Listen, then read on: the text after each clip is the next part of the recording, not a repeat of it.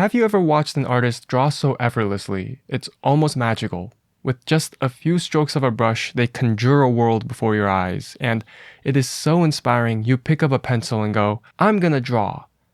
Well, I'm not that artist. No, you watch me redraw the same shirt fold 15 times over 3 hours and realize, art looks kinda hard. I think I'll just play Slay the Spire 2 instead. I do like how the drawing turned out though. You get so focused wondering, wait, is that girl feeding the dog a pineapple that you don't notice the seagulls tearing a slice off the Ferris wheel in the back? The only problem is, this dumb drawing took me 20 hours. That's like 10 Slay the Spire runs. I mean, assuming I win, otherwise it's more like 40 runs. I'm not very good at this game. But anyway, 2 months ago I had this great idea of making some slice of life drawings by adding some characters to a photo reference. I thought it'd be fast and easy and I could talk about how fun it was in a couple of weeks. And that didn't pan out clearly. It's been over 2 months. So instead of that, I'm gonna rant about how miserable an experience this was and figure out why it went so poorly. So, what the hell went wrong? Well, after much reflection, I was able to break down my issues into 3 major problems. Problem number 1, no build planning. Whenever you start a run, you want to plan out some builds to start your synergy early on. Like with the Silent, you may go with a poison build and look for cards that stack poison, or a discard build, in which case you'd want Sly cards and maybe some draw cards. But when I draw, I just make a rough sketch and hope for the best. And this worked for the most part, cause I get lucky and catch issues early on.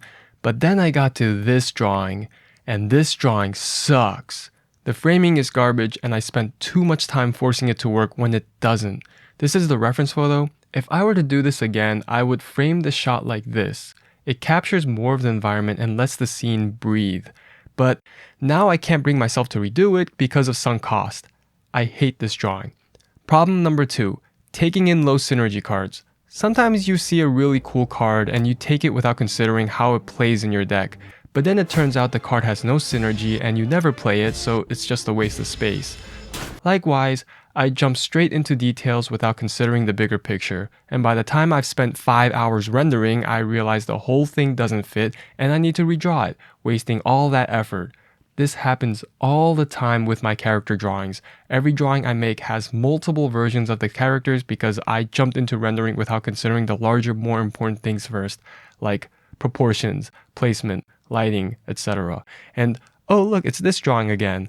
This is the first attempt at these characters. It's terrible. Here's the entire drawing process. This bit was for the background, and this massive chunk was the characters. Of that chunk, this entire block was wasted effort. I hate this drawing. You know, it's a good thing I don't do traditional art. If this was a canvas, I'd punch straight through it. But I use a fancy drawing tablet and punching that would be expensive. I'd probably break my hand and the medical fees would ruin me. God bless America, land of the dead. Problem number 3, diluted deck. When you add too many cards, your deck becomes diluted, making it take more turns before your synergies play off. And I add so many layers to my drawings. I was showing this drawing to a friend and he looked at the layers tab and was like, wow, that's so many layers. Yeah, I try to keep them organized in these folders. It makes it a lot more manageable. I didn't even realize those were folders. Oh. And yeah, this is way too many layers. Not only is it hard to keep track of where everything is, but these layers also enable poor planning. I never commit to a decision because I have the ability to always go back and change something. But changing one thing means I have to change everything. Like if I want to recolor this building, then I need to recolor the shadows, the awning, the frame, the windows, everything. And because it's easy to change one layer, there's nothing stopping me from making adjustments again, never committing to a vision and wasting time. This would be fine with client work because they would want adjustments, but I'm the client here, and I'm a terrible client. Combine all these problems, and it's no wonder I haven't reached Ascension 10 yet. But you know what? As painful as it was grinding my gears over these drawings, it was a good learning experience. I learned that I suck and I could have spent so much more time playing Slay the Spire 2 if I didn't spend it on drawing. But whatever, I think I have one more run in me and I'm gonna do it better. For the last drawing, I want to draw a girl chilling in her room with a dog. Solution number 1, set up some build options. To do this, I created multiple thumbnails for what the drawing could be.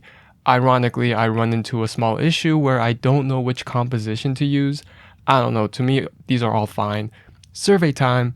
Which composition do you prefer? 1, 2, 3, 4, or 5? Made up your mind?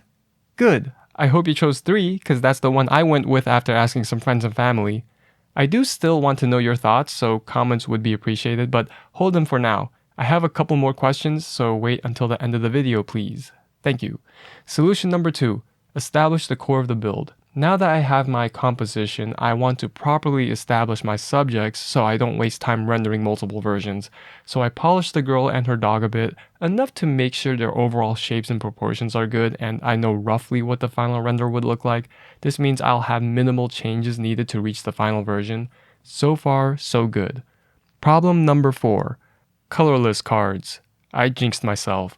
So I ran into a new issue. In the other drawings, I kept the colors really basic or heavily referenced the photo, but for this drawing, I wanted to play with the colors a bit more and I ended up unsure of what color palette to use. I wasted quite a bit of time messing around and now I have these 3 options. You know what that means? Survey time! Which color scheme do you like best? Top, middle, or bottom? I hope you chose middle because you're gonna be so disappointed that I went with the top one. Among my friends and family, the top was pretty much voted on unanimously.